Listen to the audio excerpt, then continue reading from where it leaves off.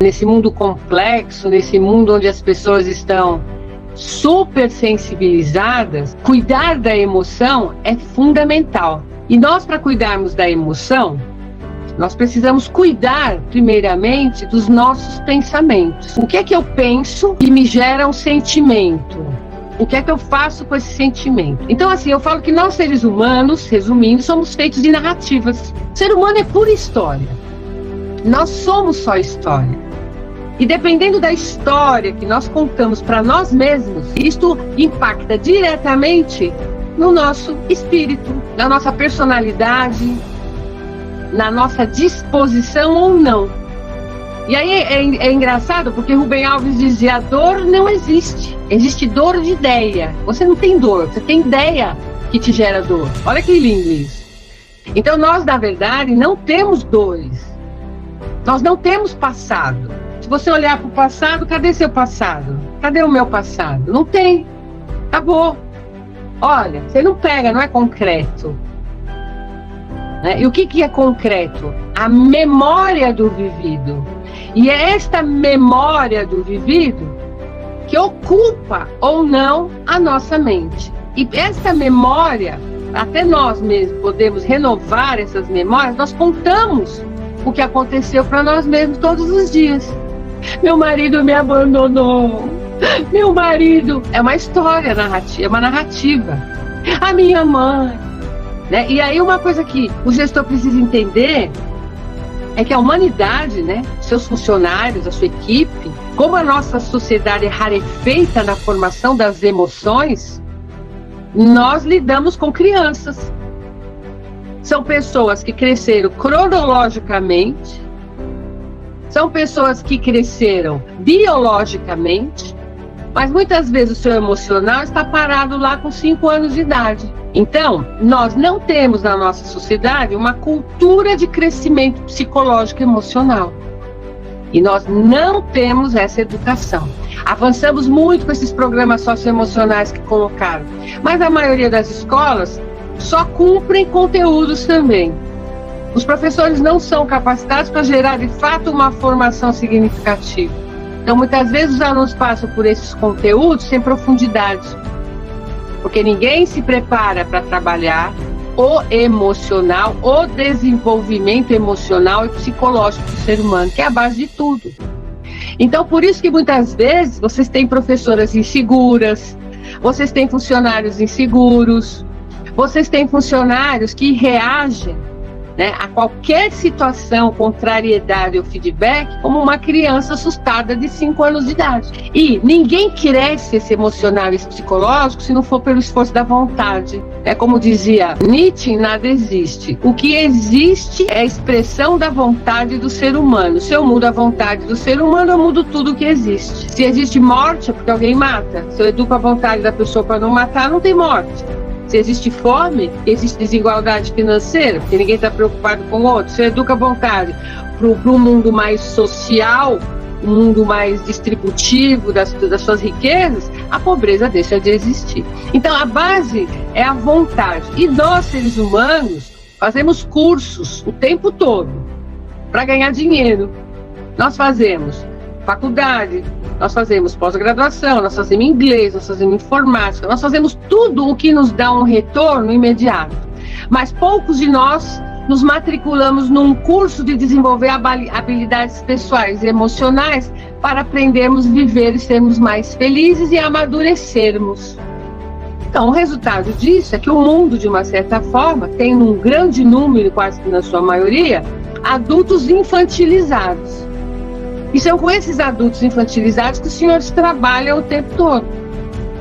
Pessoas que não têm controle da emoção. Pessoas que têm problemas de baixa autoestima. Pessoas que têm problemas com a própria segurança. Pessoas que têm uma profissão, uma atitude de trabalhar, de fazer as coisas acontecerem, mas quando vai para o seu lado emocional e psicológico, essas pessoas são extremamente infantilizadas. Por isso que hoje, cada vez mais, quando você vai repreender alguém ou dar um feedback, a pessoa se ofende, pede demissão, porque ninguém entende que a crítica é algo maravilhoso. A gente cresce na crítica. A crítica não é diminuir o outro. A crítica, o feedback, é você dar feedback porque você gosta daquela pessoa e que aquela pessoa não está percebendo como que o comportamento dela atrapalha os resultados da empresa. Mas fazer as pessoas entenderem isso fica difícil. Por isso que nós vamos trabalhar gestão de pessoas, e até queria falar isso para vocês, na sequência de conteúdo, seria projetos e tal.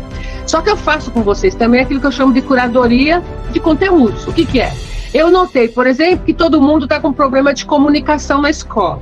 Então eu vou passar a disciplina 8, ela vai ser a próxima, ok? Eu vou só inverter.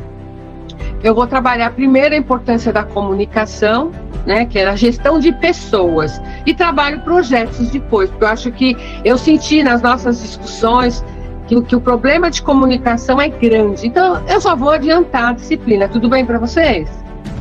Isso é curadoria, tá bom? Então, de acordo com a necessidade, eu troco aí a ordem das disciplinas. Então, eu vou mudar até lá na apresentação, eu vou pôr antes, para não ter problema também no boletim, tudo certinho lá. Ó, o boletim é coisa de 1.500 de bolinha. No relatório de rendimento, né, tenho que me atualizar. Então, veja, vocês, enquanto gestores, têm que ter esta clareza, que a sua equipe traz no bojo uma infantilização produzida pela nossa própria sociedade. Hoje está piorando ainda mais, porque os pais mimam os filhos não criam ferramentas de enfrentamento, não sabem lidar com o não. Só que essas crianças, esses jovens de hoje, serão adultos mais infantilizados ainda daqui 5, 10 anos. Então, a tendência das pessoas não terem maturidade emocional tende a aumentar e não diminuir. E esta é a realidade. Por isso que vocês têm pais loucos, que você olha e fala, não acredito na atitude desse cara. Ele é uma criança, emocionalmente totalmente despreparado, uma pessoa que não é maduro. E como é difícil puxar o adulto. Porque ou é o pai, aquele que acusa, que condena o tempo todo que está falando com você, ou é a criança, aquela que tudo quer, né? Eu quero, é contrariada. Então nós temos um emocional, a estrutura emocional da maior parte das pessoas hoje está pautada numa criança mimada. Essa que é a realidade. Quando a gente for estudar Berner, e nós vamos estudar isso em gestão de pessoas, né, na próxima disciplina, vocês vão ver isso de perto, vocês vão amar, tá? E foi tão marcante que eu dei consultoria para a Lília, tem mais acho que de 5 anos, não sei, tá por aí, ela não esquece desse conteúdo, então que ela falou dele para mim, ela fala o tempo todo. Bom, então, ora, como que eu, enquanto gestor, trabalho com crianças? Eu tenho que ser adulta, então eu tenho que olhar as pessoas e perceber as suas dificuldades de compreensão dos fatos, das coisas, e entender que elas são infantilizadas. Bom, mas isso eu vou aceitar? Não, eu vou ter que ser adulto e conversar e reagir como um adulto com essas pessoas. Então são adultos que batem o pé, eu que queria esse cargo, ele não merece. Olha lá, a criança mimada, é meu esse cargo. Aí você tá lá, sou adulto, opa, o cargo é meu, peraí. Você tem que olhar e ver, nossa, como ele é infantil. Isso te desperta até uma certa compaixão. O que é que essas pessoas acreditam para se comportar desse jeito? E você, enquanto gestor, o que é que você acredita sobre as pessoas também para reagir com as pessoas no seu dia a dia? Então o gestor, ele tem que amadurecer cada vez mais. Ele tem que ser adulto. E a diferença é, a criança quer, o pai condena. Então a gente tem que sair da condenação e do mimo do querer. A gente tem que olhar o fato. Dá, não dá, é, não é, pés no chão, né? Pés na realidade. E o adulto, ele faz isso. O que o adulto faz? Raciocina sobre tudo. Ele não se deixa envolver pelas emoções dos outros. Então os outros podem ser crianças, estarem infantilizados, mas nós, enquanto adultos, não. Nós temos que cuidar daquilo que eu brinco e falo, do nosso balde, né? Aqui nós vamos entender o cérebro como um balde, a metáfora. É um balde que você carrega todas as suas emoções, conhecimentos, memórias, pensamentos, ideias e sonhos. Em outras palavras, né, o que tem dentro do seu cérebro, desse balde, eu vou chamar de as forças do seu caráter. E o que é que tem dentro desse seu balde?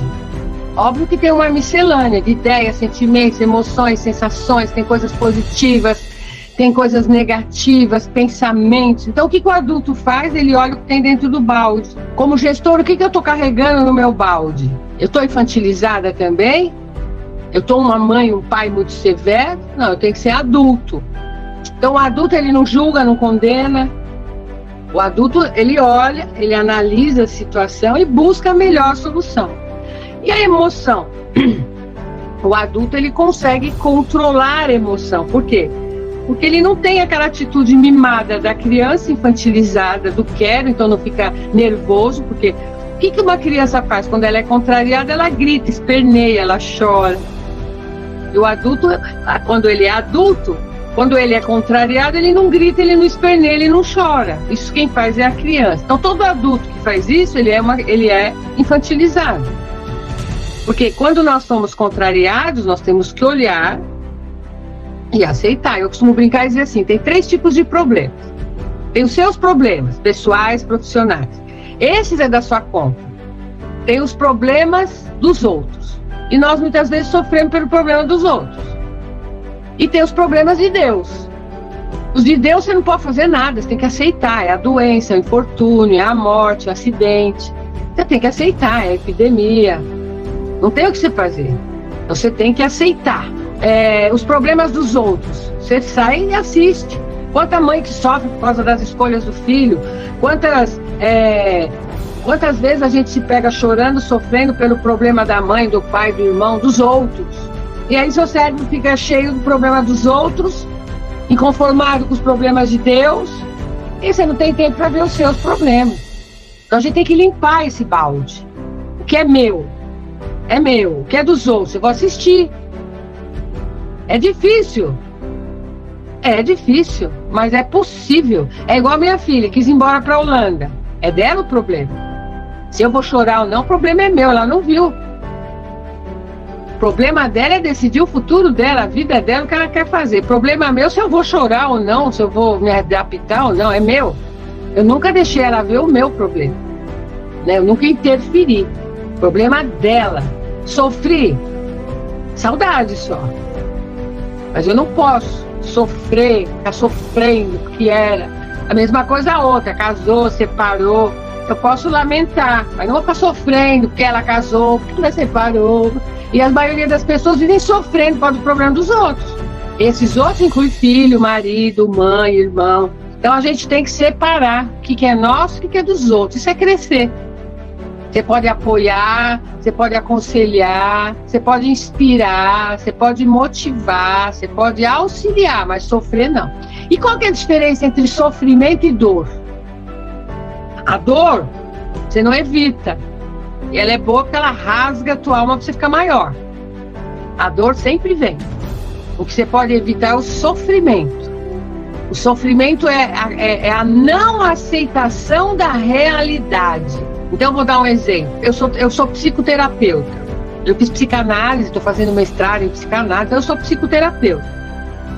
E dentro da minha psicoterapia eu podia viver, ter consultas. A minha casa ficou cheia de gente. Eu abandonei isso. Eu ia morrer de fome. Porque com 3 consultas eu desisto do negócio.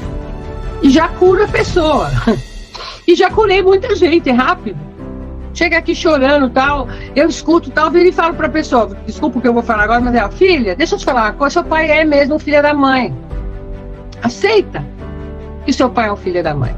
Porque a hora que você aceitar que seu pai é um filho da mãe, para não falar filho de outra coisa, você vai parar de sofrer. Por que você sofre? Se meu pai fizesse isso, é o coletivo C. Se meu pai fizesse isso, se meu pai fosse assim, se minha mãe fosse assim, se meu emprego fosse assim, se meu chefe fosse assim, se meus colegas fizessem isso. O coletivo C que gera sofrimento. A dor, você pode ter dor por ter um pai negligente. Ok, mas quando você olha e fala, meu pai é negligente, aceita e cuida de você e faz as coisas por você que o seu pai não faz, que aí é o adulto, não tem mais sofrimento. Você vai sempre olhar para o seu pai e falar, nossa, que pena que ele é negligente. Ele podia ser diferente, mas a escolha é dele. Então, de novo, a maioria das pessoas sofre pelo problema dos outros, pela escolha dos outros. Ele escolheu ser negligente. Ele escolheu não te dar amor, ele escolheu não te dar carinho, ele escolheu negar o amor que você merecia. Ok. E aí você tem que ser adulta para perdoar. E perdoar aqui no sentido do o per é uma preposição no sentido em direção. E o doar. Então, que quando a gente perdoa as pessoas, principalmente família, é o seguinte: vou deixar você livre para você vir na minha direção, né, no per, doar o amor que você me negou quando você estiver pronto para dar esse amor. Olha que atitude madura. Você não me ama hoje com as suas atitudes, mas eu vou te perdoar. Ou seja, eu vou te deixar livre, vou me afastar, porque faz o que quiser de não estar do seu lado. Quando você tiver amor para me trazer de volta, eu deixo você vir me doar o amor que você está me negando. Agora, qual que é o sofrimento emocional de todo mundo? Todo mundo precisa do amor na hora, porque ninguém se valida. Nós não temos uma validação emocional. Nós dependemos que o outro nos valide. E quando o outro mostra algo errado em nós, nós nos acabamos. Por quê? Porque no fundo nós acreditamos no que o outro está falando. E dentro desse jogo de vítima, vilão e salvador que a gente vive, os professores vivem, toda a equipe vive, toda a empresa vive. A fofoca é o quê? Né? O clima organizacional é retrato disso. Ela fez isso pra mim, não, fofoca. É a vítima. Aí quem tá ouvindo é o salvador. Ele te escuta para pegar suas dores para tentar te salvar. E sempre elege um vilão. Então a escola é cheia de vilões, é cheia de vítimas, é cheia de salvadores. No jogo psicológico, emocional, infantilizado. Porque, na verdade, não precisa existir vítima, não precisa existir vilão e não precisa existir salvador. Existem pessoas, cada uma no seu cargo, cada uma na sua função, cada uma no seu trabalho. Se todos forem adultos, um não atrapalha o outro, cada um faz a sua parte. Mas o que você tem é uma rede psicológica infantilizada. E isso o gestor tem que ter clareza, porque o gestor lida com pessoas. Então, a primeira coisa que o gestor tem que fazer é cuidar do seu balde, né? O que tem dentro aí do seu balde emocional, para poder ter equilíbrio e poder, obviamente, lidar com os desequilibrados, que é a maioria. Então, para que você tenha sucesso na sua gestão, você tem que esvaziar esse balde mental, você tem que classificar todo esse conteúdo em diferentes pilhas. Isso serve, isso não serve, isso talvez. Então, como que eu estou agindo? Como que eu estou atuando como gestor? Eu estou agindo também como um gestor infantilizado, eu estou agindo como um gestor extremamente rigoroso, um pai castigador. Eu tenho que agir como um adulto. Então, vocês têm que se fortalecer com pensamentos positivos. Então, o gestor ele tem que ter um objetivo, uma meta, isso lhe traz o otimismo, a esperança necessária para realizar tudo que precisa ser realizado, e ele precisa ter uma autorregulação emocional e precisa ter afetividade. Entender que ele tem que afetar as pessoas positivamente, seja um par. Eu tenho uma outra coordenadora aqui do meu lado, eu tenho que tratar ela bem, eu tenho que respeitar. Ela chegou primeiro que eu?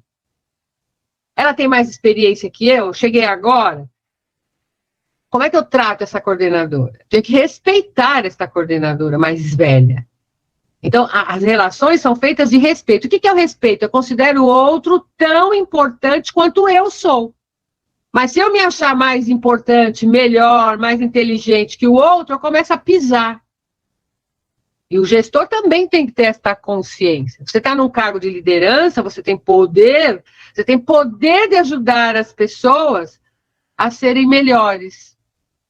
Você tem poder de transformar as pessoas a desenvolverem os seus potenciais. Olha que poder lindo que a gente tem. Poder de realização. Esse é o poder que nós temos, né? Então, ok, o trabalho, o resultado dele é lucro, é dinheiro, claro, porque se você trabalha com excelência, o resultado é esse.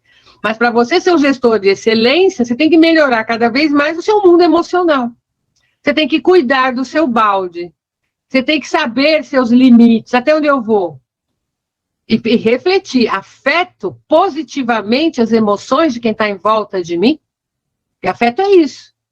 A forma como eu falo, a forma como eu lido, eu respeito o espaço do outro. E o outro está desrespeitando o meu espaço. Eu tenho uma conversa clara, eu dialogo, eu converso, eu chamo para uma conversa. Quer dizer, como é que eu reajo? Eu sou reativo. Então, hoje, o gestor ele tem que cuidar, ele tem que ter regulação emocional e ele tem que ser assertivo. Ele não pode ser reativo. E muito dia a dia faz com que todo mundo fique reativo, né? Reaja ao ímpeto das próprias emoções, porque é uma loucura. Ah, mas como que eu consigo tudo isso que você está falando? Cuidando, evoluindo, identificando, conhecendo as suas próprias emoções, conhecendo os seus gatilhos. Aí eu vou brincar com vocês, vou falar uma coisa para vocês, vão falar impossível. Nem gosto de ficar falando muito, mas uma coisa que vocês vão falar é impossível. Vocês acreditam que eu vivo, por exemplo, com essa minha filha caçula, e a gente é capaz de ficar 4, 5 anos sem ter uma briga? Não tem discussão? É uma relação perfeita, é uma relação fantástica, é uma relação maravilhosa. Por isso, talvez, que eu sinta tanta falta. Mas por quê? Porque eu criei ela ensinando meus gatilhos. E depois que eu ensinei quais eram os meus gatilhos para ela identificou os dela e ensinou para mim. Então eu falo para ela assim, olha, não toca nesse assunto que nós vamos brigar. É meu gatilho. Aí ela, mãe, não toca nesse que é meu gatilho, nós vamos brigar. E aí nós tivemos 3, 4, 5 anos, eu não me lembro mais, sempre, quando uma descobriu um gatilho que ainda não sabia qual era, avisava a outra. E o resultado na relação é que não tem briga. Por quê? Porque ninguém cutuca o gatilho do outro. Mas nós temos que ter uma profunda reflexão e um autoconhecimento para identificar gatilhos. Quais são seus gatilhos? O que te tira do pino? Quando você é contrariada? Tá, mas quando você é contrariada, que alguém te diz não, que você fica muito nervosa, por quê? Não é o ato de ser contrariada, é o sentimento que a contrariedade provoca em você. No ato que eu estou sendo contrariada, no ato em que alguém está me criticando, quais os sentimentos que eu provoco aí, que é o gatilho? Então, eu vou dar um exemplo. Vamos imaginar que você chama a atenção de uma pessoa, você vai dar um feedback.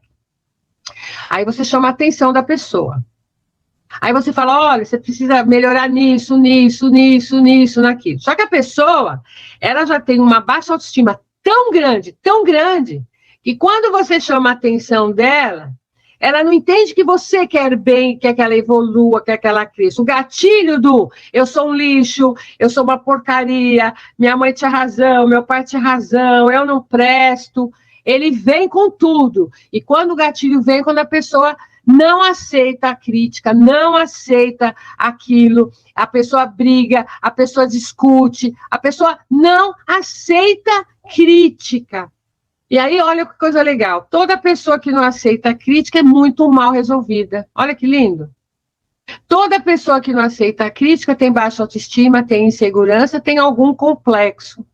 E uma coisa leva a outra. Baixa autoestima leva, muitas vezes, a complexo de perseguição. Insegurança leva a complexo de perseguição. E aí, a partir de uma baixa autoestima e de uma insegurança, que eu não estou resolvida, eu me sinto perseguida pelas pessoas. Aí vem o complexo de perseguição. Olha que grave. E aí vem vários complexos.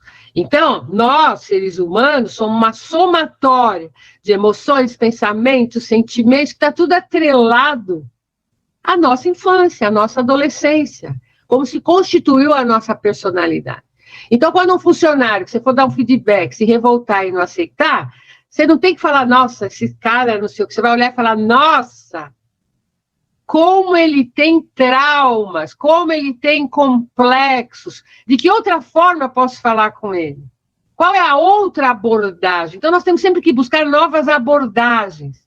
Eu sou consultora de algumas escolas há 12 anos, e eu tenho uma mantenedora que ela diz assim, nunca vi. Você vem e pede um projeto numa linguagem, eu digo não, você traz numa outra, até que eu te digo sim. Eu procuro várias abordagens para o mesmo assunto. E chega uma hora que eu consigo convencer, eu dou risada. Hoje eu te convenci, legal. Então hoje eu te acertei na veia. Então são abordagens. E a gente tem uma abordagem única para todo mundo, de todo jeito. E as pessoas são diferentes. Então, a nossa forma de falar e de abordar as pessoas, nós vamos ver isso depois mais profundamente em gestão de pessoas, as pessoas são diferentes. Vocês conhecem Enneagrama? Alguém já estudou Enneagrama? Não. Nós vamos estudar Enneagrama e gestão de pessoas, vocês vão amar, tá?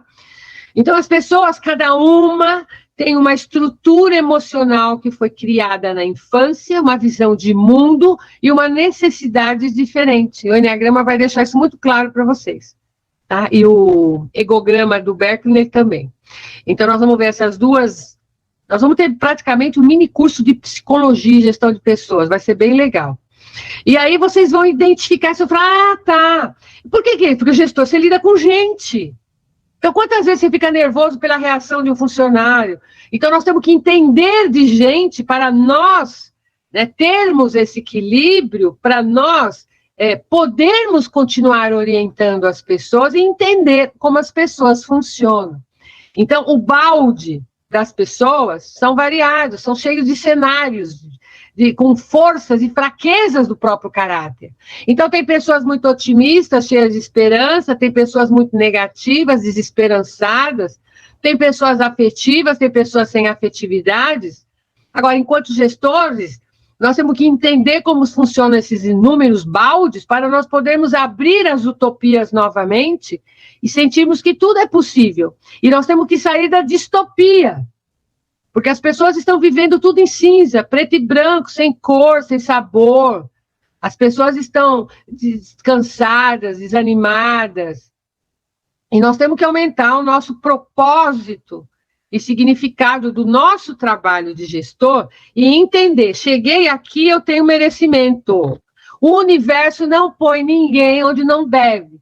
Você está aí nesse cargo de coordenação, Dantas? Merecimento seu. Então, é seu. E aí você tem que trabalhar o seu merecimento emocional também. Porque tem muitas pessoas que são promovidas e têm um problema com merecimento. Não me sinto merecedor disso. E aí começa a se boicotar, que é assunto para mais para frente. Mas a gente vai falar também de autopunição e autossabotagem, ok?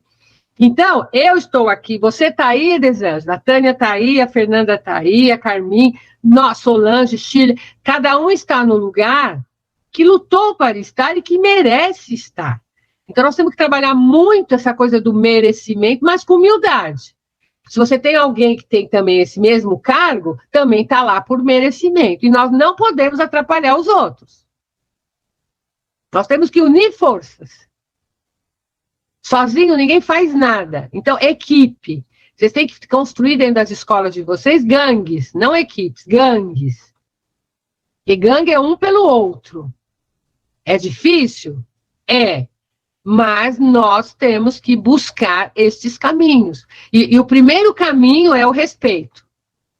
Entendo que o outro é tão importante quanto eu, apesar das suas atitudes serem inadequadas. A professora é tão importante quanto o faxineiro, tão importante quanto os coordenadores, tão importante quanto o mantenedor. Então, dentro da escola, cada um tem a sua importância. Cada um tem o seu espaço. E aí você, como gestor, pergunta, para onde vamos? Nós temos que refletir.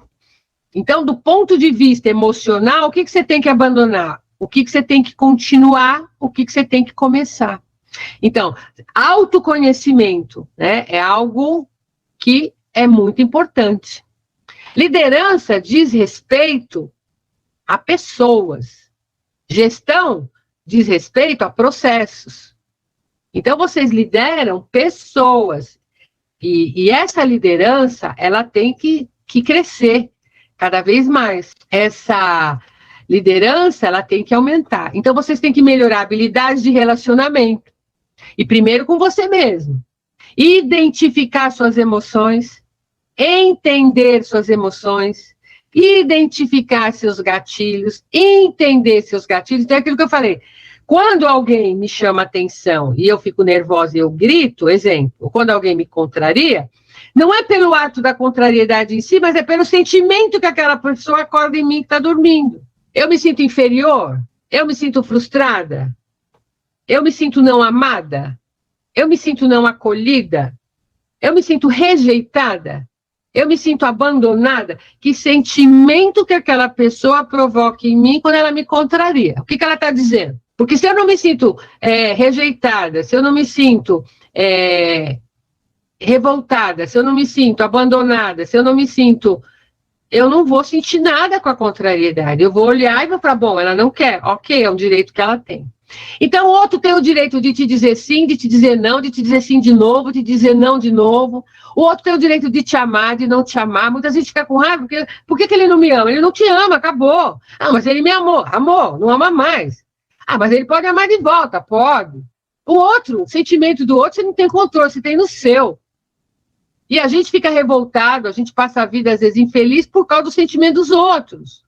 A gente tem que deixar todo mundo livre. Então, é o cuidar do seu. Ah, mas é fácil? Lógico que é. Por que vocês acham que eu viajo com o meu ex-marido a Europa inteira? Porque eu simplesmente superei tudo o que ele me fez. Porque foi ele que fez, quando ele quis fazer, porque não era meu problema. Hoje ele mudou, eu consigo ver que ele mudou. Agora, quando a gente não consegue perdoar, ou seja, eu deixei ele vir na minha direção e trazer o carinho, a atenção que ele me negou enquanto a gente era casado, que hoje ele me traz como ex-marido, olha que bacana. Se eu ligar para ele agora, eu falei, olha, furou o pneu, eu tô no meio da rua, ele larga tudo e vem cuidar de mim. Quando eu era casado, ele falava, vai se ferrar, entendeu? Olha que interessante. Então, precisou passar 10 anos para ele trazer o carinho, a atenção que ele me negou quando a gente era casado. E hoje a gente é amigo. E ele fala, olha, quando você tiver de cabeça branca, nós vamos terminar juntos lá no sítio. Pode ser que sim, porque eu já passo fim de semana com ele lá no sítio, entendeu?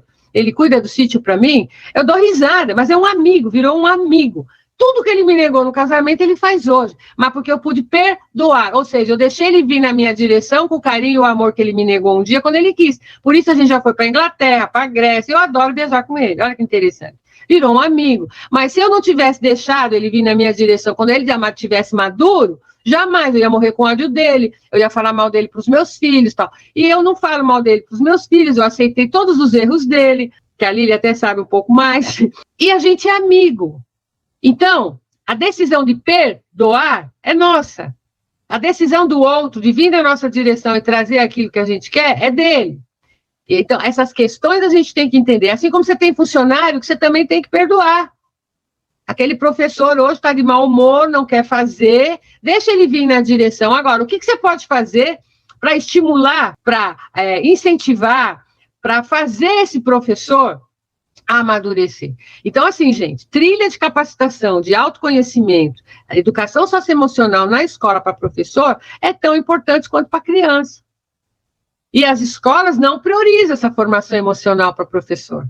Pegam palestra de tudo quanto é tema técnico, mas não pegam temas que vai evoluir a emoção, a visão, a forma como o sujeito se sente enquanto sujeito no mundo. Então, filosoficamente, nós somos um constante vir a ser.